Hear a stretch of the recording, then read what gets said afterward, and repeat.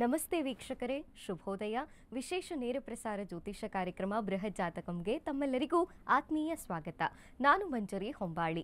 ಈ ದಿನ ಪಂಚಾಂಗದ ವಿಚಾರಗಳನ್ನು, ದ್ವಾದಶ ರಾಶಿಗಳ ಫಲಾನುಫಲಗಳನ್ನು, ಜೊತೆಗೆ ಸಾಕಷ್ಟು ಧಾರ್ಮಿಕ ಚಿಂತನೆಯ ವಿಚಾರಗಳನ್ನು ಗುರೂಜಿಯವರಿಂದ ತಿಳಿದುಕೊಳ್ಳೋಣ. ಕಾರ್ಯಕ್ರಮದಲ್ಲಿ ನವರಾತ್ರಿ ನಡೀತಿರೋದ್ರಿಂದ ಕಾರ್ಯಕ್ರಮದಲ್ಲಿ ಸಾಕಷ್ಟು ನವರಾತ್ರಿಯ ಕುರಿತಾದಂತಹ ವಿಚಾರಗಳು, ಆಚರಣೆಗಳು, ಜೊತೆಗೆ ಅದಕ್ಕೆ ತಕ್ಕುದಾದ ಫಲಗಳನ್ನು ಯಾವ ರೀತಿ ಪಡಿಬೇಕು ಅನ್ನೋದನ್ನು ಗುರೂಜಿಯವರು ತಿಳಿಸ್ಕೊಡ್ತಾರೆ. ಕಾರ್ಯಕ್ರಮದಲ್ಲಿ ಖ್ಯಾತ ಜ್ಯೋತಿಷಿಗಳು, ವೇದ ಪಾರಂಗತರು, ಧಾರ್ಮಿಕ ಆಧ್ಯಾತ್ಮಿಕ ಚಿಂತಕರು ಶ್ರೀ ಆಚಾರ್ಯ ಗುರೂಜಿಯವರಿದ್ದಾರೆ. ಅವರನ್ನ ಕಾರ್ಯಕ್ರಮಕ್ಕೆ ಸ್ವಾಗತಿಸೋಣ. ಗುರುಗಳೇ ನಮಸ್ತೆ, ಕಾರ್ಯಕ್ರಮಕ್ಕೆ ಸ್ವಾಗತ. ನಮಸ್ತೆ. ಅಸ್ಮದ್ ಗುರುಭ್ಯೋ ನಮಃ. ಅಖಂಡ ಮಂಡಲಾಕಾರಂ ವ್ಯಾಪ್ತಂ ಗಿನ ಚರಾಚರಂ ತತ್ಪದಂ ದರ್ಶಿತಂ ಯೇನ ತಸ್ಮೈ ಶ್ರೀ ಗುರವೇ ನಮಃ. ಆಪದಾಮಪಹರ್ತಾರಂ ಧಾತಾರಂ ಸರ್ವಸಂಪದಾಂ ಲೋಕಾಭಿರಾಮಂ ಶ್ರೀರಾಮಂ ಭೂಯೋರ್ಭೂಯೋ ನಮಾಮ್ಯಹಂ.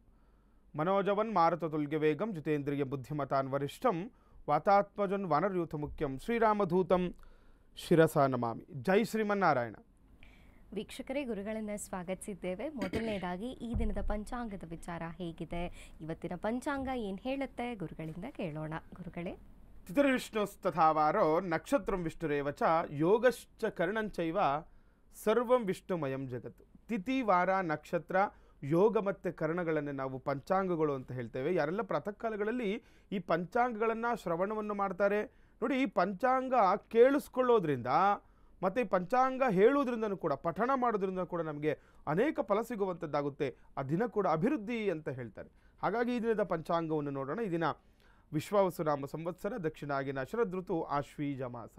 ಆಶ್ವೀಜ ಮಾಸದ ಶುಕ್ಲ ಪಕ್ಷದಲ್ಲವಿರುವಂಥದ್ದು, ಶುಕ್ಲ ಪಕ್ಷದ ತೃತೀಯ ಈ ದಿವಸ ಬುಧವಾರ ಬಂದಿರುವಂಥದ್ದು. ತೃತೀಯ ಚಿತ್ತ ನಕ್ಷತ್ರ, ಇಂದ್ರಯೋಗ, ತೈತುಲಕರಣವನ್ನು ನಾವು ಈ ಪಂಚಾಂಗಗಳಲ್ಲಿ ತಿಳ್ಕೊಳ್ಬೋದು. ಇದರೊಟ್ಟಿಗೆ ರಾಹುಕಾಲ, ಯಮಗಂಡ ಕಾಲಗಳನ್ನು ಕೂಡ ಅವಶ್ಯಕವಾಗಿ ತಿಳ್ಕೊಳ್ಬೇಕು. ಯಾಕೆಂದರೆ ಶುಭ ದಿನಗಳಾಗಿರೋದ್ರಿಂದ ಕೆಲವರು ಆರಾಧನೆಗಳು ಮಾಡ್ಕೊಳ್ತಾ ಇರ್ತೀರಾ, ದೇವಿ ಸ್ತುತಿ ಮಾಡುವಂಥದ್ದು, ದೇವಿ ಪೂಜೆ ಪುನಸ್ಕಾರಗಳು ಮಾಡ್ಕೊಳ್ಳುವಂಥದ್ದು, ಶುಭ ಪ್ರಯಾಣಗಳನ್ನು ಮಾಡ್ಕೊಳ್ಳೋರಿಗೆ ಈ ರಾಹುಕಾಲ ಮತ್ತು ಯಮಗಂಡ ಕಾಲಗಳನ್ನು ತ್ಯಜಿಸಿ ಈ ಕಾಲವನ್ನು ಬಿಟ್ಟು ಪ್ರಾರಂಭ ಮಾಡಬೇಕು ಅಂತ ಹೇಳುತ್ತೆ ಶಾಸ್ತ್ರ. ಹಾಗಾಗಿ ಈ ದಿನದ ರಾಹುಕಾಲವನ್ನು ನೋಡಿದಾಗ 12 ಗಂಟೆ 12 ನಿಮಿಷದಿಂದ 1 ಗಂಟೆ 42 ನಿಮಿಷದವರೆಗೆ ಈ ದಿನ ನಾವು ರಾಹುಕಾಲವನ್ನು ನೋಡ್ಬೋದು. ಇನ್ನು ಯಮಗಂಡ ಕಾಲವನ್ನು ನೋಡಿದಾಗ 7 ಗಂಟೆ 40 ನಿಮಿಷದಿಂದ 9 ಗಂಟೆ 10 ನಿಮಿಷದವರೆಗೆ ಈ ದಿನ ಯಮಗಂಡ ಕಾಲವನ್ನು ಕೂಡ ನಾವು ತಿಳ್ಕೊಳ್ಬೋದಾಗಿದೆ. ಗುಳಿಕ ಕಾಲವನ್ನು ನೋಡಿದಾಗ ಈ ದಿನ 10 ಗಂಟೆ 41 ನಿಮಿಷದಿಂದ 12 ಗಂಟೆ 12 ನಿಮಿಷದವರೆಗೆ ಗುಳಿಕ ಕಾಲವನ್ನು ಕೂಡ ನಾವು ತಿಳ್ಕೊಳ್ಬೋದು. ಇನ್ನು ಬ್ರಾಹ್ಮಿ ಮುಹೂರ್ತ ತುಂಬ ಪ್ರಶಸ್ತವಾಗಿರುವಂತಹ ಸಮಯ. ನಾವು ದಿನನಿತ್ಯವೂ ಕೂಡ ಈ ಬ್ರಾಹ್ಮಿ ಮುಹೂರ್ತದ ಬಗ್ಗೆ ಹೇಳ್ತಾ ಇದ್ವಿ ನೋಡಿ. ಈ ನವರಾತ್ರಿಯ ಒಂದು ಆಚರಣೆ ಕೂಡ ಆಗ್ತಾ ಇದೆ.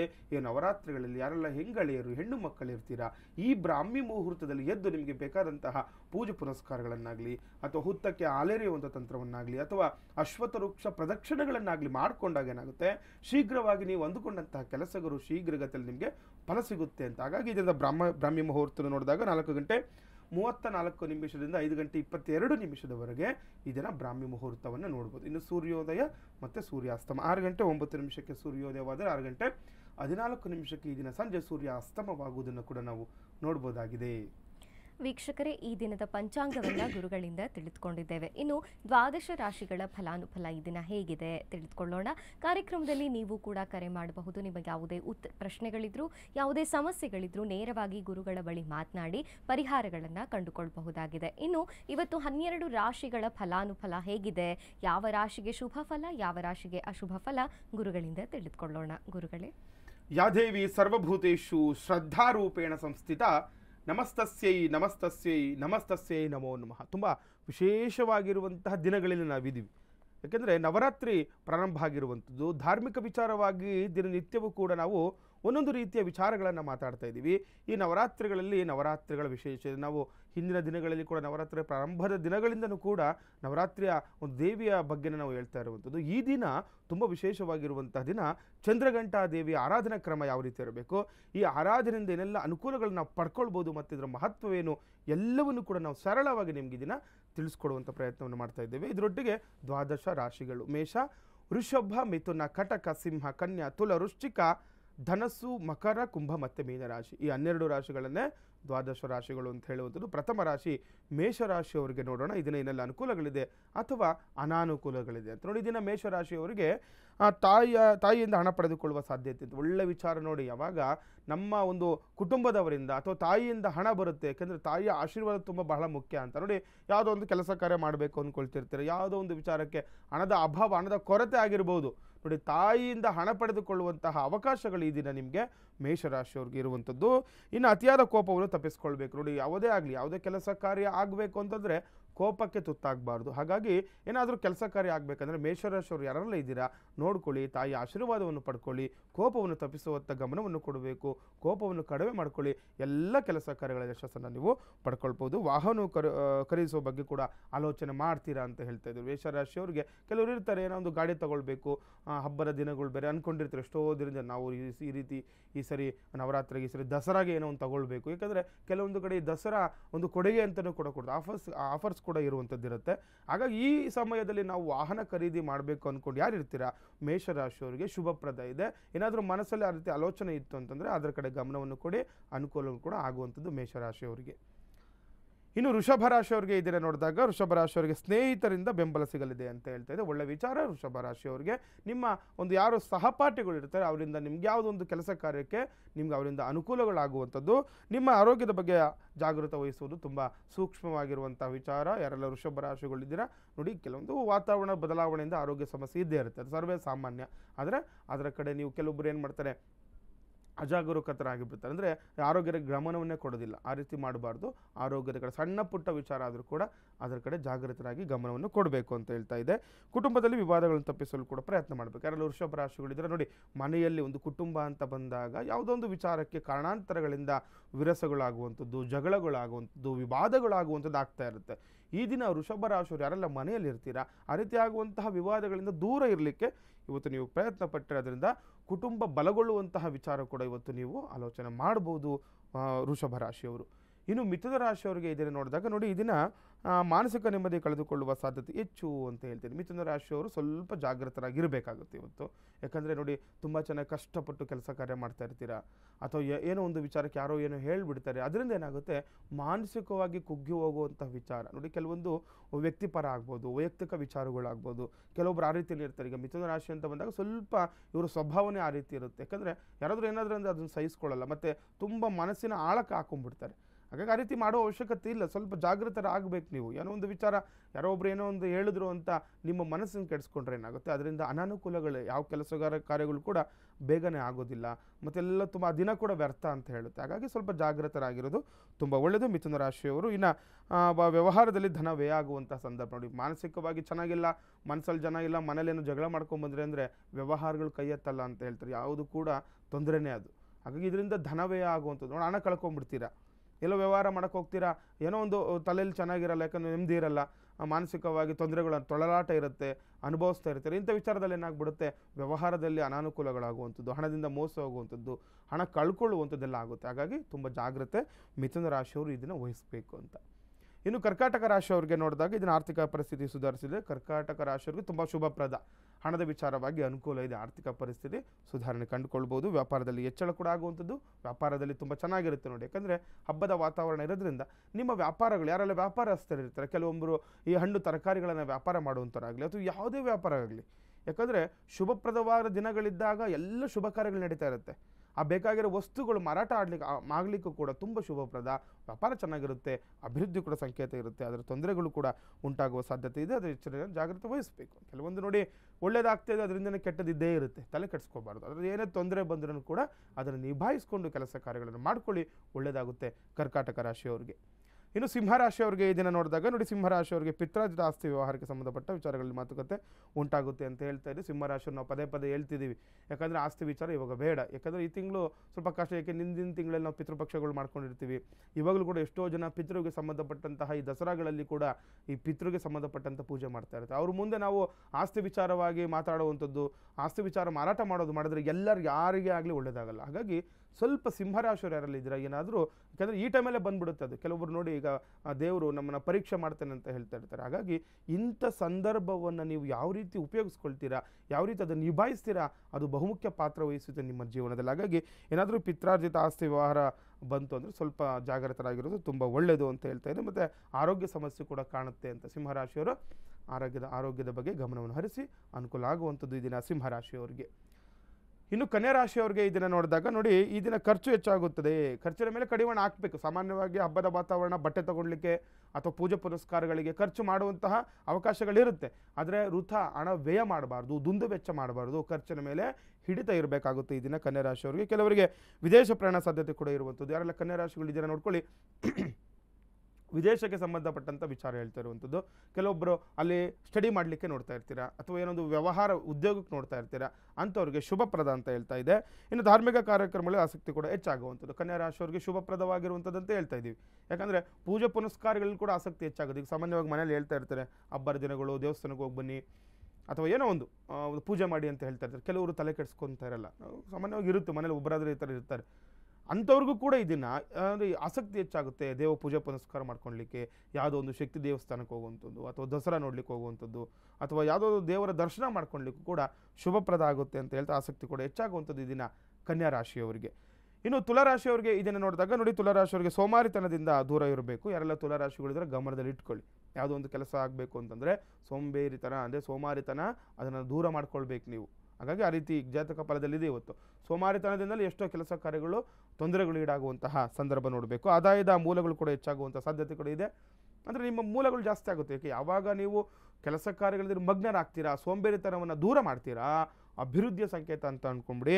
ಇನ್ನು ಆರ್ಥಿಕ ಪರಿಸ್ಥಿತಿ ಕೂಡ ಸುಧಾರಿಸುತ್ತೆ ನೋಡಿ. ಯಾವಾಗ ಕೆಲಸ ಕಾರ್ಯ ಆಗುತ್ತೆ ಅದರಿಂದ ಹಣ ಕೂಡ ಬರುತ್ತೆ, ಇದರಿಂದ ಆರ್ಥಿಕ ಪರಿಸ್ಥಿತಿ ಕೂಡ ಸುಧಾರಣೆ ಕಂಡುಕೊಳ್ಳುತ್ತದೆ. ಹಾಗಾಗಿ ನೋಡ್ಕೊಳ್ಬೇಕು. ಜಾತಕ ಫಲದಲ್ಲಿ ಏನು ಹೇಳ್ತಾ ಇದೆ, ಸೋಂಬೇರಿತನ ದೂರ ಮಾಡಿದ್ರೆ ನಿಮ್ಮ ಎಲ್ಲ ಕೆಲಸ ಕಾರ್ಯಗಳು ಯಶಸ್ವಾಗ್ತೀರಾ. ಹಣದ ವಿಚಾರವಾಗಿ ಕೂಡ ನಿಮಗೆ ಅನುಕೂಲ ಇರುವಂಥದ್ದು ತುಲಾರಾಶಿಯವರಿಗೆ. ಇನ್ನು ವೃಶ್ಚಿಕ ರಾಶಿಯವರಿಗೆ ಇದನ್ನು ನೋಡಿದಾಗ ನಿಮಗೆ ಉದ್ಯೋಗ ಅವಕಾಶಗಳು ದೊರೆಯಲಿವೆ ಅಂತ. ಯಾರೆಲ್ಲ ವೃಶ್ಚಿಕ ರಾಶಿಗಳಿದ್ದೀರಾ ನೋಡಿ, ಕೆಲವರು ಉದ್ಯೋಗದಲ್ಲಿ ಬದಲಾವಣೆ ನೋಡಿ ನಿರೀಕ್ಷೆ ಮಾಡ್ತಾ ಇರ್ತಾರೆ. ಯಾವುದಾದ್ರೂ ಒಂದು ಅವಕಾಶಕ್ಕೆ ನೀವು ಒಂದು ವೆಯ್ಟ್ ಮಾಡ್ತಾ ಇರೋ ಅಂಥವ್ರಿಗೆ ನೋಡಿ ಇವತ್ತು ಶುಭಪ್ರದ. ನೋಡಿ, ಅವಕಾಶಗಳು ಹೆಚ್ಚಾಗುವಂಥದ್ದಾಗುತ್ತೆ ಇವತ್ತು. ನಿಮಗೆ ಉದ್ಯೋಗ ಬದಲಾವಣೆ ಮಾಡ್ಕೊಳ್ಲಿಕ್ಕಾಗಲಿ ಅಥವಾ ಯಾವುದೋ ಹೊಸ ಉದ್ಯೋಗಕ್ಕಾಗಲಿ ನಿಮಗೆ ಇವತ್ತು ಆಸಕ್ತಿ ಹೆಚ್ಚಾಗುವಂಥದ್ದು, ಅದರ ಬದಲಾವಣೆಯ ಒಂದು ನಿರೀಕ್ಷೆ ಕೂಡ ಇದನ್ನು ನೀವು ಮಾಡ್ಬೋದು. ಇನ್ನು ಉದ್ಯೋಗದಲ್ಲಿ ಬದಲಾವಣೆಗೆ ಅವಕಾಶಗಳು ಕೂಡ ಹೆಚ್ಚಾಗುತ್ತೆ ಅಂತ ಹೇಳ್ತಾ ಇದೆ. ನಿಮಗೆ ನೋಡಿ ತುಂಬ ಚೆನ್ನಾಗಿರುವಂಥದ್ದು ಇವತ್ತು. ಯಾರೆಲ್ಲ ನಿರುದ್ಯೋಗಸ್ಥರು ಇರ್ತೀರಾ, ಉದ್ಯೋಗ ಬದಲಾವಣೆ ಮಾಡ್ಕೊಳ್ಬೇಕು ಅಂದ್ಕೊಂಡಿದ್ರೆ ಇವತ್ತು ಅವಶ್ಯಕವಾಗಿ ಮಾಡ್ಕೊಳ್ಳಿ. ಜಾಸ್ತಿ ಚಿಂತೆ ಮಾಡೋ ಅವಶ್ಯಕತೆ ಇಲ್ಲ. ಉದ್ಯೋಗದಲ್ಲಿ ಮುಂದಿನ ದಿನಗಳಲ್ಲಿ ಶುಭಪ್ರದ ಆಗುವಂಥದ್ದಾಗುತ್ತೆ ವೃಶ್ಚಿಕ ರಾಶಿಯವರಿಗೆ. ಇನ್ನು ಧನುರಾಶಿಯವರಿಗೆ ಇದನ್ನು ನೋಡಿದಾಗ ಕೆಲಸದ ಸ್ಥಳದಲ್ಲಿ ತೊಂದರೆಗಳು ಎದುರಾಗುವಂಥದ್ದು. ಯಾರೆಲ್ಲ ಧನುರಾಶಿಗಳಿದ್ದೀರಾ ನೋಡಿ, ನಿಮ್ಮ ವರ್ಕ್ ಪ್ಲೇಸ್ ಅಂತ ನಾವೇನು ಹೇಳ್ತೀವಿ, ಎಲ್ಲಿ ಕೆಲಸ ಮಾಡ್ತಾ ಇರ್ತೀರಾ ಅಲ್ಲಿ ಕೆಲವೊಂದು ಸಮಸ್ಯೆಗಳು, ನಿಮಗೆ ತೊಂದರೆಗಳು ಎದುರಾಗುತ್ತೆ ಅಂತ. ಸಾಮಾನ್ಯವಾಗಿ ಎಲ್ಲೇ ಕೆಲಸ ಮಾಡ್ತಿದ್ರು ಕೂಡ ಒಂದಲ್ಲ ಒಂದು ರೀತಿಯ ಸಮಸ್ಯೆಗಳನ್ನು, ತೊಂದರೆಗಳನ್ನು ಎಲ್ಲರೂ ಅದನ್ನು ನಿಭಾಯಿಸ್ಕೊಂಡು ಹೋಗಲೇಬೇಕು. ಎಲ್ಲರಿಗೂ ಕೂಡ ಏನಾದರೂ ಒಂದು ತೊಂದರೆ ಇರುತ್ತೆ. ಅದನ್ನು ಯಾವಾಗ ನೀವು ದೃಢ ನಿರ್ಧಾರ ಮಾಡಿ ಮೆಟ್ಟಿ ನಿಲ್ತೀರಾ ಅಲ್ಲಿ ನಿಮಗೆ ಶುಭಪ್ರದ ಅಂತ ಹೇಳುತ್ತೆ. ಹಾಗಾಗಿ ಆ ರೀತಿ ನೋಡ್ಕೊಳ್ಳಿ. ಆಸ್ತಿ ನಿರ್ವಹಣೆಯ ವೆಚ್ಚಗಳು ಕೂಡ ಹೆಚ್ಚಾಗಬಹುದು ಅಂತ ಹೇಳಿದ್ರೆ, ಯಾವುದೋ ಒಂದು ಆಸ್ತಿ ತಗೊಂಡಿರ್ತೀರಾ, ಅದರ ಮೇಂಟೆನೆನ್ಸ್ ಅಂತೇಳಿ ನಿರ್ವಹಣೆ ಮಾಡುವ ವಿಚಾರದಲ್ಲಿ ಒಂದು ಖರ್ಚುಗಳು ಹೆಚ್ಚಾಗುವಂತಹ ಸಂದರ್ಭಗಳನ್ನ ನೀವು ನೋಡ್ಬೋದು ಅಂತ. ಇನ್ನು ಸ್ನೇಹಿತರಿಂದನೂ ಕೂಡ ಬೆಂಬಲ ಸಿಗುತ್ತೆ ಅಂತ ಹೇಳ್ತೀವಿ. ಯಾರೆಲ್ಲ ಧನುರಾಶಿಗಳು ಇರ್ತೀರಾ, ನಿಮ್ಮ ಸ್ನೇಹಿತರಿಂದನೂ ಕೂಡ ಅವಕಾಶಗಳು ಹೆಚ್ಚಾಗುವಂಥದ್ದು, ಬೆಂಬಲಗಳು ಸಿಗುವಂಥದ್ದು, ಅವರಿಂದ ಕೆಲವೊಂದು ಯಾವುದೋ ನೋಡಿ ತೊಂದರೆಯಿಂದ ಅನುಭವಿಸ್ತಾ ಇರ್ತೀರ. ನಿಮ್ಮ ಜೊತೆಗಾರರು ಇರ್ತಾರೆ, ಅವರಿಂದ ಕೆಲವೊಂದು ವಿಚಾರದಲ್ಲಿ ನಿಮಗೆ ಬೆಂಬಲ ಸಿಗುತ್ತೆ, ಅನುಕೂಲಗಳು ಕೂಡ ಆಗುವಂಥದ್ದು ನೋಡ್ಬೋದು ಧನುರಾಶಿಯವರಿಗೆ. ಇನ್ನು ಮಕರ ರಾಶಿಯವರಿಗೆ ನೋಡಿದಾಗ ಕಚೇರಿಯಲ್ಲಿ ಅನಗತ್ಯ ವಾದ ವಿವಾದಗಳಿಂದ ದೂರ ಇರಬೇಕು. ಯಾರೆಲ್ಲ ಮಕರ ರಾಶಿಗಳು ಇರ್ತಾರೆ ನೋಡ್ಕೊಳ್ಳಿ, ನೀವು ಮಾಡುವಂತಹ ಕಾರ್ಯಕ್ಷೇತ್ರದಲ್ಲಿ ಎಲ್ಲ ಒಂದು ಕೆಲಸ, ಗೌರ್ಮೆಂಟ್ ಕೆಲಸ ಮಾಡ್ತಾ ಇರ್ತೀರಾ ಅಥವಾ ಯಾವುದೋ ಒಂದು ಪ್ರೈವೇಟಲ್ಲಿ ಕೆಲಸ ಮಾಡ್ತಾ ಇರ್ತೀರ, ಅಲ್ಲಿ ನೋಡಿ ಕೆಲವೊಂದು ವಾದ ವಿವಾದಗಳಾಗ್ತಾ ಇರ್ತದೆ, ಅದರಿಂದ ದೂರ ಇರಿ. ಯಾರೋ ಏನೋ ಮಾತಾಡ್ತಾ ಇರ್ತಾರೆ, ಮಧ್ಯವರ್ತಿಯಾಗಿ ಯಾವುದೇ ವಿಚಾರಕ್ಕೂ ನೀವು ಹೋಗಬೇಡಿ. ಅದರಿಂದ ತೊಂದರೆಗಳನ್ನು ಇದನ್ನು ಮಕರ ರಾಶಿಯವರು ಎದುರಿಸಬೇಕು. ಇನ್ನು ಎಲ್ಲ ಕಾರ್ಯಗಳಲ್ಲಿ ಅಪೇಕ್ಷಿತ ಯಶಸ್ಸು ಕೂಡ ಸಾಧಿಸುತ್ತೀರಾ ಅಂತ ಹೇಳ್ತೀವಿ. ಒಳ್ಳೆ ವಿಚಾರ ನೋಡಿ, ನೀವು ಏನು ಅಂದ್ಕೊಂಡಿರ್ತೀರಾ ಆ ಎಲ್ಲ ಕೆಲಸ ಕಾರ್ಯಗಳಲ್ಲಿ ನೀವು ಯಶಸ್ಸನ್ನು ಪಡ್ಕೊಳ್ತೀರಾ. ಆದರೆ ಯಾವುದೇ ಬೇರೆ ವಿಚಾರಗಳಿಗೆ ನೀವು ಇವತ್ತು ಹೋಗಬಾರ್ದು, ನಿಮ್ಮ ಕೆಲಸ ನೀವು ಮಾಡ್ಕೊಳ್ಳಿ. ಮಕರ ರಾಶಿಯವರಿಗೆ ತುಂಬ ಶುಭಪ್ರದ ಇರುವಂಥದ್ದು. ಇನ್ನು ಕುಂಭರಾಶಿಯವರಿಗೆ ಇದನ್ನು ನೋಡ್ಕೊಳ್ಳಿ, ಕೆಲಸದ ನಿಮಿತ್ತ ಪ್ರಯಾಣ ಮಾಡುವ ಅವಕಾಶ ಇರುತ್ತೆ ಅಂತ. ಪ್ರಯಾಣ ಯೋಗ ಇದೆ. ಕೆಲಸದ ನಿಮಿತ್ತ ಎಲ್ಲಾದರೂ ಹೊರಗಡೆ ಹೋಗ್ಬೇಕಂತಂದ್ರೆ ಹೋಗಿ, ಇದರಿಂದ ನೀವು ಹೋದರೆ ನೋಡಿ ಯಶಸ್ಸಾಗುತ್ತೆ ಅಂದ್ಕೊಂಡ್ರೆ ಕೆಲಸ ಕಾರ್ಯಗಳಲ್ಲಿ ಶುಭಪ್ರದ ಆಗುತ್ತೆ. ವ್ಯಾಪಾರವನ್ನು ಹೆಚ್ಚಿಸಲು ಕೂಡ ಹೊಸ ಸ್ಥಳಕ್ಕೆ ಹಣ ಲಭ್ಯವಾಗುತ್ತದೆ ಅಂತ ಹೇಳ್ತಾ ಇದೆ. ನೋಡಿ, ಕೆಲವೊಬ್ಬರು ಏನೋ ಒಂದು ವ್ಯಾಪಾರ ಉದ್ಯೋಗ ಮಾಡ್ತಾ ಇರ್ತೀರಾ, ಹಣದ ಅಭಾವ ಇರುತ್ತೆ, ಕೆಲವೊಬ್ಬರು ಸಾಲದ ಮೊರೆ ಹೋಗಿರ್ತೀರಾ. ನೋಡಿ, ಈಗ ಇವತ್ತು ನಿಮಗೆ ತುಂಬ ವಿಶೇಷವಾಗಿರುವಂಥದ್ದು ಹಣದ ಅಭಾವ ಕೂಡ ನೀಗುತ್ತೆ ಅಂತ ಹೇಳ್ತಾ ಇದೆ. ಮತ್ತು ಹೊಸ ಸ್ಥಳಗಳಿಂದ ಹಣ ಲಭ್ಯವಾಗುವ ಸಾಧ್ಯತೆ ಕೂಡ ಹೆಚ್ಚಾಗಿರುವಂಥದ್ದು ಕುಂಭರಾಶಿಯವರಿಗೆ. ಇನ್ನು ಕಡೆಯ ರಾಶಿ ಮೀನರಾಶಿಯವರಿಗೆ ನೋಡಿದಾಗ ಇದನ್ನು ಭೂಮಿ ಅಥವಾ ವಾಹನ ಖರೀದಿಸುವ ಅವಕಾಶ ಇರುತ್ತೆ. ಮೀನರಾಶಿಯವರಿಗೆ ತುಂಬ ಚೆನ್ನಾಗಿದೆ ನೋಡಿ. ಏನಾದರೂ ವಾಹನ ತೆಗೆದುಕೊಳ್ಳೋರಿಗೆ ಅಥವಾ ಭೂಮಿ ತೆಗೆದುಕೊಳ್ಳೋರಿಗೆ ಶುಭಪ್ರದ ಅಂತ ಮನಸ್ಸಲ್ಲಿ ಇಟ್ಕೊಂಡಿರ್ತಾರೆ. ಸರಿ, ದಸರಾಗೆ ಏನಾದ್ರು ತೊಗೋಬೇಕು ಅಂತ. ಅಂಥವ್ರು ಯಾರೆಲ್ಲ ಇರ್ತೀರಾ ನೋಡಿ, ಮೀನರಾಶಿಯವರು ಕೆಲವೊಂದು ವಿಚಾರಗಳಿಂದ ನಿಧಾನಗತಿ ಆಗಿರುತ್ತೆ.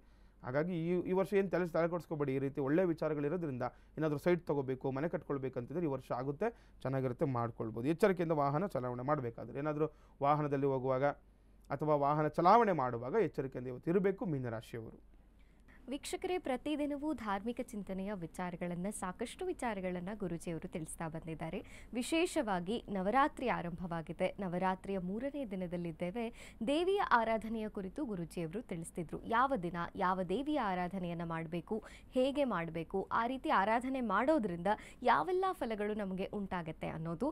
ಈ ದಿನ ವಿಶೇಷವಾಗಿ ಯಾವ ದೇವಿಯ ಆರಾಧನೆಯನ್ನು ಮಾಡಬೇಕು, ಹೇಗೆ ಮಾಡಬೇಕು ಅದನ್ನು ಗುರೂಜಿಯವರಿಂದ ಕೇಳಿ ತಿಳಿದುಕೊಳ್ಳೋಣ. ಗುರುಗಳೇ ನಮಸ್ತೆ ಸ್ತು ಮಹಾಮಾಗೆ ಶ್ರೀಪೀಠೆ ಸುರಪೂಜಿತೆ ಶಂಖಚಕ್ರ ಗದಾಹಸ್ತೆ ಮಹಾಲಕ್ಷ್ಮೀ ನಮೋಸ್ತುತೆ. ನೋಡಿ, ನಾವು ಈ ದುರ್ಗಾ ಸ್ವರೂಪಿಣಿಯನ್ನು ತ್ರಿಶಕ್ತ್ಯಾತ್ಮಕಿ ಅಂತ ಹೇಳ್ತೀವಿ. ಮಹಾಲಕ್ಷ್ಮಿ, ಮಹಾಸರಸ್ವತಿ, ಮಹಾದುರ್ಗಿ, ಈ ರೀತಿಯಾಗಿ ತ್ರಿಶಕ್ತ್ಯಾತ್ಮಕವಾಗಿ ನಾವು ಇನ್ನು 9 ದಿನಗಳು ಕೂಡ ಆರಾಧನೆಗಳು ಮಾಡ್ಕೊಳ್ತಾ ಇರ್ತೀವಿ. ಸಾಮಾನ್ಯವಾಗಿ ಈ ಆರಾಧನೆ ಕ್ರಮ ದಿನನಿತ್ಯವೂ ಕೂಡ ಎಲ್ಲರೂ ಕೂಡ ತುಂಬ ಸಡಗರ ಸಂಭ್ರಮದಿಂದ ಆಚರಣೆ ಮಾಡ್ತಾ ಇರ್ತಾರೆ. ನೋಡಿ, ನಾವು ಶೈಲಪುತ್ರಿಯಾಗಿ ಜನನ ಆಗಿ ಅಥವಾ ಬ್ರಹ್ಮಚಾರಿಣಿಯಾಗಿ ತಪಸ್ಸನ್ನು ಮಾಡಿ ಶಿವನನ್ನು ಪಡೆದಳು ಅಂತ ಹೇಳ್ತಾರೆ ಚಂದ್ರಘಟ್ಟಾದೇವಿ. ಏಕೆಂದರೆ ವಿವಾಹದ ಸಂದರ್ಭವನ್ನು ಈಗ ಕೆಲವು ಪುರಾಣಗಳಲ್ಲಿ ಅದನ್ನು ಉಲ್ಲೇಖ ಮಾಡಿರುವಂಥದ್ದು. ಏಕೆಂದರೆ ವಿವಾಹದ ನಂತರ ಚಂದ್ರಘಂಟಾದೇವಿ ಆದಲು ಅಂತ. ನೋಡಿ, ಇವತ್ತು 3ನೇ ದಿವಸ. ನಾವು ನೋಡಿ, ತುಂಬ ವಿಶೇಷವಾಗಿರುವಂತಹ ದಿವಸ 3ನೇ ದಿವಸ ನಾವು ಈ ಚಂದ್ರಘಂಟಾದೇವಿಯನ್ನು ಆರಾಧನೆ ಮಾಡ್ಕೊಳ್ತೀವಿ.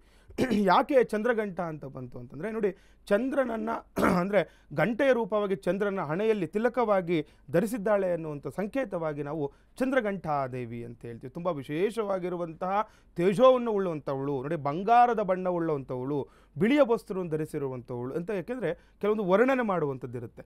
ಹಾಗಾಗಿ ಈ ದಿವಸ ಯಾರು ಈ ಚಂದ್ರಘಂಟ ದೇವಿಯನ್ನು ಆರಾಧನೆ ಮಾಡ್ಕೊಳ್ತೀರಾ, ಪ್ರಥಮವಾಗಿ ನಾವು ತಿಳ್ಕೊಳ್ಬೇಕು ಏನು ಫಲ ಸಿಗುತ್ತೆ ಅಂತ.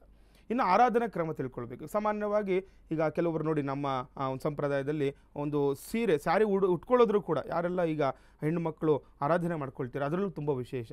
ಇವತ್ತು ನೋಡಿ, ತುಂಬ ವಿಶೇಷ ಗಾಢ ನೀಲಿ ಕಲರ್ ಅಂತ ಹೇಳ್ತೀವಿ. ಆ ದೇವಿಗೆ ತುಂಬ ಪ್ರಿಯವಾಗಿರುವಂಥ ಬಣ್ಣ ಅಂತ. ಆ ನೀಲಿ ಬಣ್ಣದ ಸೀರೆಯನ್ನು ಉಟ್ಕೊಂಡು ದೇವರಿಗೆ ಪೂಜೆ ಮಾಡಬೇಕು ಅಂತ. ಇನ್ನು ಈ ದೇವಿಗೆ ಯಾವ ರೀತಿ ನೈವೇದ್ಯಗಳನ್ನು ಮಾಡ್ಕೊಳ್ಬೇಕು, ಯಾವ ರೀತಿ ಆರಾಧನೆ ಮಾಡ್ಕೊಳ್ಬೇಕು ಅಂತ. ನೋಡಿ, ಈಗ ಸಾಮಾನ್ಯವಾಗಿ ದಿನನಿತ್ಯವೂ ನಾವು ಹೇಳ್ತಾಯಿದ್ವಿ ರಂಗೋಲಿಯನ್ನು ಪ್ರಥಮವಾಗಿ ಹಾಕ್ಕೊಳ್ಬೇಕು ಅಂತ. ನಾವು ಹಿಂದೆ ಅಷ್ಟದಳ ಹೇಳಿದ್ವಿ. ಇವತ್ತು ಈ ನಕ್ಷತ್ರಾಕಾರದ ರಂಗೋಲಿಯನ್ನು ಹಾಕಬೇಕು. ಅಂದರೆ ಚತುರಸ್ರ ಮಂಡದಲ್ಲಿ ನಾವು ಸಾಮಾನ್ಯವಾಗಿ ಚತುರಸ್ರ 4 ದಿಕ್ಕಲ್ಲೂ ಕೂಡ ನಾವು ಬಾಕ್ಸ್ ಆಕಾರದಲ್ಲಿ ರಂಗೋಲಿನ ಹಾಕ್ಕೊಳ್ತೀವಿ. 2 ಚತುರಸ್ರ ಹಾಕ್ಕೋಬೇಕು. ಮಧ್ಯದಲ್ಲಿ ನಾವು ನಕ್ಷತ್ರಾಕಾರದ ಒಂದು ರಂಗೋಲಿಯನ್ನು ಹಾಕ್ಕೊಂಡು, ತದನಂತರ ನೋಡಿ, ಈಗ ನನ್ನೆ ನಾವು ಇದು ಬ್ರಹ್ಮಚಾರಣೆ ಮಾಡುವಾಗ ಕಳಶದಲ್ಲಿ ಗಂಧೋದಕ ಹಾಕ್ಕೊಳ್ಬೇಕು ಅಂತೇಳಿ. ಇವತ್ತು ಆ ರೀತಿ ಇಲ್ಲ.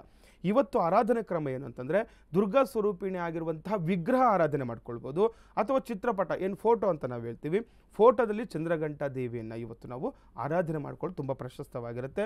ಇನ್ನು ಈ ದೇವಿಗೆ ಬಿಳಿ ಕಮಲ ತುಂಬ ಶ್ರೇಷ್ಠ ಅಂತ ಹೇಳ್ತಾರೆ. ನೋಡಿ, ಎಲ್ಲಾದರೂ ನಿಮಗೆ ಬಿಳಿ ಕಮಲ ಸಿಕ್ಕರೆ ಆರಾಧನೆ ಮಾಡ್ಕೊಳ್ಳಿ, ದೇವರ ಹೆಸರು ಹೇಳ್ಕೊಳ್ತಾ. ಇನ್ನು ಹಳದಿ ಗುಲಾಬಿ ತುಂಬ ಶ್ರೇಷ್ಠ ಅಂತ ಹೇಳುತ್ತೆ ಶಾಸ್ತ್ರ. ಹಾಗಾಗಿ ಏಕೆಂದರೆ ಕೆಲವೊಂದು ದೇವಿಗಳಿಗೆ ಕೆಲವೊಂದು ಆರಾಧನೆ ಕ್ರಮವನ್ನು ಮಾಡಬೇಕು. ಆ ರೀತಿ ಮತ್ತೆ ಏನಾದರೂ ನಿಮಗೆ ಅವಕಾಶ ಇತ್ತಂದರೆ ಏನಾದರೂ ಮಲ್ಲಿಗೆಗಳಿಂದ ದೇವರಿಗೆ ಆರಾಧನೆ ಅಲಂಕಾರಗಳು ಮಾಡ್ಕೊಳ್ಳೋದು, ಮತ್ತು ಪತ್ರಗಳಿಂದನೂ ಕೂಡ ವಿಧವಾದ ಪತ್ರಗಳು ನಿಮಗೆ ಎಲ್ಲ ಬೇಕಾದರೂ ಸಿಗುತ್ತೆ. ಈ ಪತ್ರಗಳಿಂದನೂ ಕೂಡ ಇವತ್ತು ಆರಾಧನೆ ಮಾಡ್ಕೊಳ್ಳೋದ್ರಿಂದ ತುಂಬ ಶುಭಪ್ರದ ಅಂತ ಹೇಳುತ್ತೆ. ಇನ್ನು ನೈವೇದ್ಯ ವಿಚಾರ. ಇನ್ನು ನವರಾತ್ರಿ ಕಾಲದಲ್ಲಿ ಬೆಳಿಗ್ಗೆ ಮತ್ತು ಸಂಜೆ 2 ಕಾಲದಲ್ಲಿಯೂ ದೇವಿಯನ್ನು ಪೂಜೆ ಮಾಡ್ತಾರಲ್ವಾ ಗುರು? ಹೌದು. ನೋಡಿ, ಈಗ ನವರಾತ್ರಿ ತುಂಬ ವಿಶೇಷವಾಗಿರುವಂಥ ಪ್ರಶ್ನೆ ಎಲ್ಲರೂ ಕೂಡ ತಿಳ್ಕೊಳ್ಬೇಕು. ಸಾಮಾನ್ಯವಾಗಿ ಯಾವ ರೀತಿ ಅಂತಂದರೆ, ಬೆಳಗ್ಗೆ ನಾವು ಪ್ರಾತಃ ಕಾಲದಲ್ಲಿ ತುಂಬ ಬೇಗನೆ ಎದ್ದು ಶುಚಿರ್ಭೂತರಾಗಬೇಕು. ನಾವು ಫಸ್ಟು ನೀಟಾಗೆಲ್ಲ ಅಭ್ಯಂಜನ ಸ್ನಾನಾದಿಗಳನ್ನು ಮಾಡಿಕೊಂಡು ಬೆಳಗ್ಗೆ ಕಳಶಾರಾಧನೆ ಅಥವಾ ಬಿಂಬಾರಾಧನೆಗಳಿರುತ್ತೆ. ಬೆಳಗ್ಗೆ ಸಾಯಂಕಾಲ ಆರತಿ ಇರುತ್ತೆ ದೇವರಿಗೆ. ನೋಡಿ, ತುಂಬ ವಿಶೇಷವಾಗಿ ಸಂಜೆ ಕಾಲದಲ್ಲಿ ನಾವು ಆರಾಧನೆಗಳನ್ನು ಮಾಡ್ಕೊಳ್ಬೇಕು. ಅಂದರೆ ಆರತಿಗಳನ್ನು ಮಾಡುವಂಥದ್ದು ತುಂಬ ವಿಶೇಷ. ಅಂದರೆ ನೋಡಿ, ಅವಾಗ ಸಾಯಂಕಾಲದಲ್ಲಿ ಎಲ್ಲ ಅಕ್ಕಪಕ್ಕದ ಹೆಣ್ಣುಮಕ್ಕಳನ್ನೆಲ್ಲ ಕರೆದು ಅಲ್ಲಿ ಆರತಿ ಮಾಡಿ ಅವರಿಗೆ ಬಾಗಿನ ಕೊಟ್ಟು ಕಳಿಸೋದು, ಅಥವಾ ಏನೋ ಒಂದು ಗಿಫ್ಟ್ ಏನು ಹೇಳ್ತೀವಿ ಅವ್ರಿಗೇನಾದರೂ ಕೊಟ್ಟು ಕಳಿಸಿದ್ರೆ ತುಂಬ ಪೂರ್ಣ ಫಲ ಸಿಗುತ್ತೆ ಅಂತ ಹೇಳುತ್ತೆ ಶಾಸ್ತ್ರ. ಹಾಗಾಗಿ ನೈವೇದ್ಯದ ವಿಚಾರ ತುಂಬ ಎಲ್ಲರೂ ಕೂಡ ತಿಳ್ಕೊಳ್ಬೇಕಾಗಿರುವಂಥ. ನೋಡಿ, ಈ ದಿವಸ ಈ ದೇವಿಗೆ ಹಾಲಿನಿಂದ ಮಾಡಿದಂತಹ ಪದಾರ್ಥಗಳೆಲ್ಲವೂ ಕೂಡ ತುಂಬ ಪ್ರಿಯವಾಗಿರುತ್ತೆ ಅಂತ ಹೇಳ್ತಾರೆ. ನೋಡಿ, ಹಾಲಿನ ಪೇಡಗಳಾಗ್ಬೋದು, ಅಥವಾ ಹಾಲಿನಿಂದ ಮಾಡುವಂತಹ ಪಾಯಸಗಳು ಆಗ್ಬೋದು, ಅಥವಾ ಹಾಲಿನಿಂದ ನೀವು ಯಾವುದೇ ಒಂದು ಪದಾರ್ಥಗಳನ್ನು ಇಡಿ ದೇವರಿಗೆ ತುಂಬ ವಿಶೇಷವಾಗಿರುವಂತಹ ಪ್ರೀತಿ ಹೊಂದ್ತಾಳೆ ಅದ್ರ ಮೇಲೆ. ಅದರಿಂದ ನಮಗೆ ತುಂಬ ವಿಶೇಷವಾಗಿರುವಂತಹ ಅನುಕೂಲಗಳನ್ನು ನಾವು ಪಡ್ಕೊಳ್ಬೋದು ಅಂತ ಹೇಳುತ್ತೆ ಶಾಸ್ತ್ರ. ಈ ರೀತಿ ಮಾಡಿಕೊಂಡು ಸಾಯಂಕಾಲದಲ್ಲಿ ಈ ಒಂದು ದೇವರಿಗೆ ಒಂದು ಆರತಿಯನ್ನು ಮಾಡ್ತಾ, ನಿಮ್ಮ ಎಲ್ಲ ಒಂದು 3 ಜನನೋ 5 ಜನ ಒಂದು ಯಾರನ್ನಾದರೂ ಇವ್ರು ಇರ್ತಾರೆ ಅಕ್ಕಪಕ್ಕದ ದಂಪತಿಗಳ ಸಮೇತವಾಗಿ ಕರ್ಕೊಂಡು, ಯಾರು ಸುಮಂಗಲಿರ್ತಾರೆ ಅವ್ರ ಜೊತೆ ಒಂದು ಹಾಡುಗಳನ್ನು ಹೇಳ್ತಾ, ದುರ್ಗಾ ಸಪ್ತಶತಿ ಪಾರಾಯಣಗಳನ್ನು ಮಾಡ್ತಾ. ಯಾಕಂದರೆ ಯಾವಾಗ ಮನೆಯಲ್ಲಿ ಒಂದು ಈ ರೀತಿ ಸಪ್ತಶತಿ ಪಾರಾಯಣಗಳಾಗುತ್ತೆ, ದುರ್ಗಾ ಸ್ತೋತ್ರಗಳು ಪಾರಾಯಣ ಆಗುತ್ತೆ, ಆ ಮನೆಯಲ್ಲಿ ಎನರ್ಜಿ ಬಿಲ್ಟ್ ಆಗುವಂಥದ್ದಾಗುತ್ತೆ.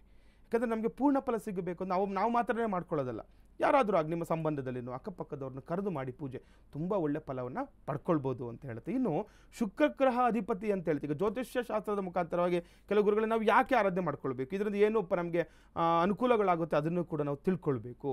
ಯಾಕಂದರೆ ನೋಡಿ, ಈ ಚಂದ್ರಘಂಟಾ ದೇವಿ ಶುಕ್ರನ ಅಧಿಪತ್ಯದಲ್ಲಿ ಇರ್ತಾಳೆ ಅಂತೇಳಿ. ಸಾಮಾನ್ಯವಾಗಿ ನವಗ್ರಹಗಳಲ್ಲಿ ನಾವು ಶುಕ್ರ ಗ್ರಹವನ್ನು ಕಳತ್ರಕಾರಕ ಅಂತ ಹೇಳ್ತೀವಿ, ಧನಕಾರಕ ಅಂತ ಹೇಳ್ತೀವಿ.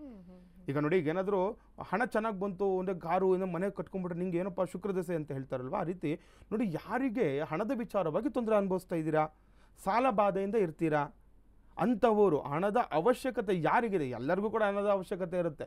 ನೋಡಿ, ಈಗ ಕೆಲವೊಬ್ಬರಿಗೆ ಅವರಿಗೆ ಗೊತ್ತೇ ಇರಲ್ಲ, ಏನೋ ಎಲ್ಲರೂ ಮಾಡ್ತಾ ಇದ್ದಾರೆ ನಾವು ಮಾಡ್ತಾ ಇದೀವಿ ಅಂತ ಮಾಡ್ತಾರೆ, ಅವ್ರಿಗೆ ನೋಡಿ ತುಂಬ ಒಳ್ಳೇದಾಗಿರುತ್ತೆ, ಅವ್ರಿಗೆ ಗೊತ್ತಿರಲ್ಲ, ಆ ರೀತಿ ಆಗುತ್ತೆ. ಯಾಕಂದ್ರೆ ಕೆಲವೊಬ್ರು ಚಂದ್ರಘಂಟಾ ದೇವಿಯನ್ನು ಪೂಜಿಸೋದ್ರಿಂದ ಶುಕ್ರ ಗ್ರಹನೂ ಕೂಡ ಬಲಗೊಳ್ಳುತ್ತೆ. ಹೌದೌದು, ನೋಡಿ, ಶುಕ್ರ ಗ್ರಹ ಆಕ್ಟಿವ್ ಆಗ್ತಾನೆ. ಯಾರ ಜಾತಕದಲ್ಲಿ ಶುಕ್ರ ಗ್ರಹ ನೀಚನಾಗಿರ್ತಾನೆ, ಅವಶ್ಯಕವಾಗಿ ನೀವು ತಿಳ್ಕೊಳ್ಳಿ, ಈ ಚಂದ್ರಘಂಟಾ ದೇವಿ ಆರಾಧನಾ ಫಲದಿಂದ ಶುಕ್ರ ಗ್ರಹ ಆಕ್ಟಿವ್ ಆಗ್ತಾನೆ, ಬಲಗೊಳ್ಳುತ್ತೆ ನಿಮ್ಮದ್ರಲ್ಲಿ. ಈ ಶುಕ್ರ ಗ್ರಹ ಬಲಗೊಳ್ಳೋದ್ರಿಂದ ಏನು, ಒಂದು ಸತ್ಯಪತಿ ಕಲಹ, ಕಳತ್ರಕಾರಕ ಅಂತ ಹೇಳ್ತೀವಿ. ನೋಡಿ, ಗಂಡ ಹೆಂಡತಿಯರು ನೀವು ಯಾವುದೋ ಒಂದು ವಿಚಾರಕ್ಕೆ ಒಂದಲ್ಲ ಒಂದು ರೀತಿಯ ತೊಂದರೆಗಳಾಗ್ತಾ ಇರುತ್ತೆ. ಹಾಗಾಗಿ ಕೆಲವರು ಕೇಳ್ತಾರೆ, ಗುರುಗಳೇ ನಾವು ದಿನನಿತ್ಯವೂ ಪೂಜೆ ಮಾಡ್ತೀವಿ, ಪೂಜೆ ಪುನಸ್ಕಾರಗಳು ಮಾಡ್ತೀವಿ, ಎಷ್ಟು ಮಾಡಿದ್ರು ನಮಗೆ ಅನುಕೂಲಗಳಾಗ್ತಿಲ್ಲ, ಇನ್ನು ಕೆಲವರು ಏನು ಮಾಡಲ್ಲ, ಅವ್ರಿಗೇನು ಚೆನ್ನಾಗಿರುತ್ತೆ ಅಂತ ಹೇಳ್ತಾರೆ. ನೋಡಿ, ಕೆಲವೊಂದು ಇದೇ ರೀತಿಯೇ ಪೂರ್ವಾರ್ಜಿತ ಕರ್ಮಫಲ ಒಂದು. ಯಾಕಂದರೆ ಅವ್ರ ಜಾತಕದಲ್ಲಿ ಶುಕ್ರಗ್ರಹ ಬಲಿಷ್ಠನಾಗಿದ್ದ ಅಂತಾರೆ, ಅವ್ರು ಯಾವ ಪೂಜೆ ಪುನಸ್ಕಾರಗಳು ಮಾಡೋದು ಬೇಡ, ಆ ದೇವರಿಗೂ ಕೈ ಮುಗಿಯೋದು ಬೇಡ. ಯಾಕಂದರೆ ಇದು ಶಾಸ್ತ್ರ ರೀತಿಯ ಸಮ್ಮತ ಇದೆ ಇದಕ್ಕೆ. ಯಾಕಂದರೆ ಯಾವಾಗ ಒಬ್ಬ ಮನುಷ್ಯನಿಗೆ ಅವರ ಗ್ರಹಚಾರ ಫಲ ತುಂಬ ಚೆನ್ನಾಗಿರುತ್ತೆ, ಅವ್ರು ಪೂಜೆ ಮಾಡಿಲ್ಲ ಅಂದರೂ ಕೂಡ ದೇವರು ಒಲ್ಲು ಬಿಟ್ಟಿರ್ತಾನೆ. ನಾವು ಸಾಮಾನ್ಯವಾಗಿ ಕಣ್ಣಾರೆ ನೋಡುವಂಥ ವಿಚಾರ ನೋಡಿ, ನಮ್ಮ ಗ್ರಾಮಗಳಲ್ಲಿ ಇರ್ತಾರೆ, ತುಂಬ ದಿನನಿತ್ಯ ಬೆಳಗ್ಗೆ ಎದ್ದು ಸಾಯಂಕಾಲ ದೇವ್ರ ಪೂಜೆನೇ ಮಾಡ್ತಾ ಇರ್ತಾರೆ, ಅವರಾದ್ರೆ ಅವ್ರು ಹಂಗೆ ಇರ್ತಾರೆ. ಕೆಲವೊಂದು ವಿಚಾರ ಅದು ನಂಬಲೇಬೇಕು ನಾವು. ಆ ರೀತಿ ಇದ್ದಾಗ ಶುಕ್ರ ಗ್ರಹ ಯಾರ ಜಾತಕದಲ್ಲಿ ತೊಂದರೆ ಆಗ್ತಾ ಇದ್ದಾನೆ, ಕಳತ್ರಕಾರ, ಗಂಡು ಹೆಣ್ಣಿಗೆ ಮನೆಯಲ್ಲಿ ತೊಂದರೆಗಳಾಗ್ತಾ ಇದೆ, ಮದುವೆ ಆದ ನಂತರ ಹೊಂದಾಣಿಕೆ ಆಗ್ತಾ ಇಲ್ಲ ಅಂಥವ್ರು ಈ ದಿನ ಈ ಚಂದ್ರಘಂಟಾ ದೇವಿನ ಆರಾಧನೆ ಮಾಡಿ, ಸಂಜೆ ಒಂದು ದೀಪಾರಾಧನೆ ಮಾಡಿ, ಯಾರಿಗಾದರೂ ಒಂದು ಬಾಗಿನ ಕೊಡುವಂಥದ್ದು, ಹಣ್ಣು ತಾಂಬೂಲವನ್ನು ಕೊಡುವಂಥ ಮಾಡ್ಕೊಳ್ಳಿ.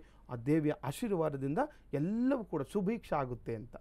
ಎಸ್ ಗುರುಗಳೇ, ಚಂದ್ರಘಂಟಾ ದೇವಿಯ ಆರಾಧನೆ, ಅದರ ಪೂಜಾ ಕ್ರಮಗಳ ಬಗ್ಗೆ, ಫಲಗಳ ಬಗ್ಗೆ ನಮ್ಮ ವೀಕ್ಷಕರಿಗೆ ತಿಳಿಸ್ಕೊಟ್ಟಿದ್ದೀರಿ. ಜೊತೆಗೆ ವೀಕ್ಷಕರೇ, ನಾವಿಂದು ಪಂಚಾಂಗದ ವಿಚಾರಗಳನ್ನು, ದ್ವಾದಶ ರಾಶಿಗಳ ಫಲಾನುಫಲಗಳನ್ನು ಗುರುಗಳಿಂದ ತಿಳಿದುಕೊಂಡಿದ್ದೇವೆ. ಗುರುಗಳೇ, ಎಲ್ಲ ಮಾಹಿತಿಗಾಗಿ ಧನ್ಯವಾದಗಳು. ಲೋಕ ಸಮಸ್ತ ಸುಖಿನೋ ಭವಂತು, ಸಮಸ್ತ ಸನ್ಮಂಗಳಾನಿ ಭವಂತು. ಶ್ರೀಮತೆ ರಾಮಾನುಜಾಯ ನಮಃ. ವೀಕ್ಷಕರೇ, ಇದಾಗಿತ್ತು ಈ ಹೊತ್ತಿನ ವಿಶೇಷ ನೇರ ಪ್ರಸಾರ ಜ್ಯೋತಿಷ ಕಾರ್ಯಕ್ರಮ ಬೃಹತ್ ಜಾತಕಂ. ಮತ್ತೆ ಮುಂದಿನ ಸಂಚಿಕೆಯಲ್ಲಿ ಭೇಟಿಯಾಗೋಣ. ನೋಡ್ತಾ ಇರಿ ಅಶ್ವವೇಗ ಸುದ್ದಿವಾಹಿನಿ. ಇದು ಸತ್ಯಾನ್ವೇಷಣೆಯ ಓಟದಲ್ಲಿ.